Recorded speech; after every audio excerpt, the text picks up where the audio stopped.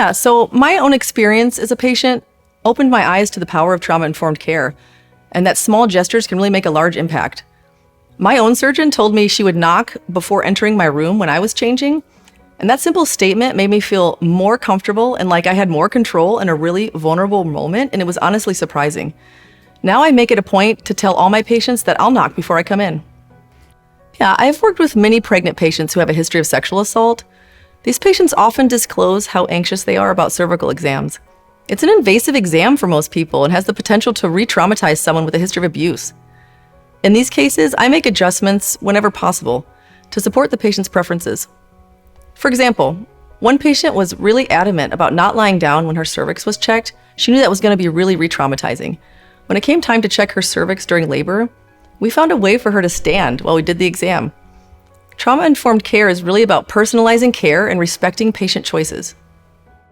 Okay, so working in healthcare isn't always easy. Sometimes there are patients or days where it just feels really challenging. Remembering trauma-informed practices, that fundamental switch from what's wrong with you to what happened to you, really does make those times better. I'm addressing patients' concerns and we're working together. This collective approach results in higher patient satisfaction and more engagement, and I leave work feeling more satisfied. I once had a patient with a complex medical history who had undergone multiple vaginal surgeries and innumerable invasive interactions with healthcare staff. She told me that the most traumatizing experience she'd had in healthcare was actually during a hospitalization after she had a surgery. She needed a glass of water, and when she pressed the call light, no one answered. She felt alone, like she had no power, and like if something bigger happened, she wouldn't be safe. It's really nothing to us with a million call lights going off all the time, and we're doing our best to prioritize, but wow, this was eye-opening. The seemingly small thing was so activating and so traumatizing, so much deeper than it looked on the outside. This shows us how big a deal small things can be, for bad or for good. So we as providers can start small in the changes we make to improve our patients' experiences. And for those who have integrated some of the practices, there's always room to grow.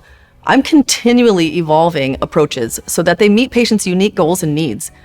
For example, I used to perform thyroid exams standing behind the patient.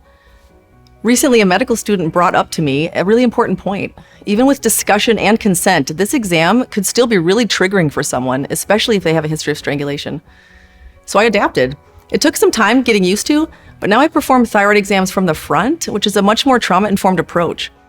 There are still misconceptions about trauma-informed care, such as it being too time-consuming or complex, but in reality, even small changes can make a really big difference. It's about showing empathy, actively listening, and involving patients in their care.